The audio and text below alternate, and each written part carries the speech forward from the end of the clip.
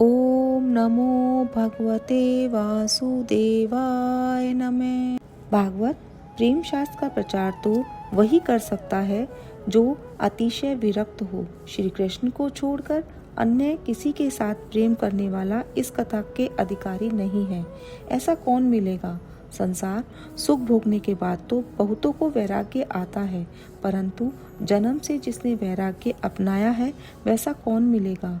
किसी योग्य पुत्र को यह ज्ञान दे दूं कि जिससे वह जगत का कल्याण करे, ऐसा विचार करके वृद्धावस्था में भी व्यास जी को पुत्र क्षणा जागी। भगवान शंकर वैराग्य के स्वरूप हैं। शिव जी मुझ पर कृपा करें और मेरे यहाँ पुत्र रूप में आए, तभी यह कार्य हो सकता है। रुद्र का जन्म है, परंतु महारुद्र का जन्म नहीं है। भगवान शिव परम ब्रह्म है, उनका जन्म नहीं है। अब शिवजी महाराज जन्म धारण करें तो इस भागवत का प्रचार करें। भागवत शास्त्र का प्रचार तो शिवजी ही कर सकते हैं, कारण उनमें ही संपूर्ण वैराग्य है। जन्म से ही जिसे वैराग्य हो वही भागवत शास्त्र का प्रचार कर सकता है। श्री सुखदेव जी को में संपूर्ण वैराग्य है। व्यास जी ने श्री शंकर की आराधना की, शिव जी महाराज प्रसन्न हुए। व्यास जी ने मांगा, समाधि में जो आनंद आप भोगते हैं वही आनंद जगत को देने के लिए आप मेरे घर पर पुत्र रूप में पधारिए। भगवान शंकर को तो इस संसार में आना प्रिय नहीं लगता है। संसार में आने पर माया गले लग जाती है।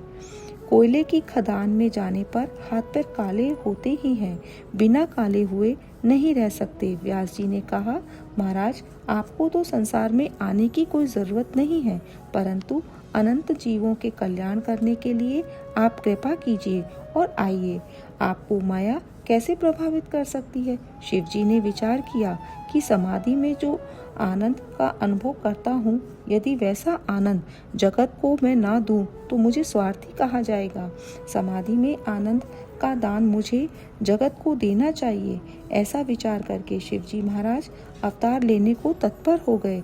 श्री सुखदेव जी भगवान शिव जी के अवतार थे, अतः वे जन्म से ही पूर्ण निर्विकार थे। जो जन्म से विरक्त होता है वही सोले आने वैरागी कहलाता है। ज्ञानी पुरुष माया का संग नहीं रखते। ज्ञानी पुरुष माया से सदा असंग रहने का प्रयत्न करते हैं। अतः वैष्णव भक्त माया में ही ईश्वर का अनुभव करते हैं। श्री सुखदेव जी के जन्म की कथाएं दूसरे पुराणों में भी हैं। श्री सुखदेव जी 16 वर्ष पर्यंत माता के पेट में रहे थे। माँ के पेट में 16 वर्ष तक परमात्मा का ध्यान किया। श्री व्यास जी ने पूछा कि तुम बाहर क्यों नहीं आते? श्री सुखदेव जी ने उत्तर दिया, मैं संसार के भय से बाहर नहीं आता, मुझे माया का भय लगता है। इस पर द्वारकाधीश आश्वासन दिया कि मेरी माया तुझे नहीं लग सकेगी। तब सुखदेव जी माता के गर्भ से बाहर आए। हरे कृष्णा।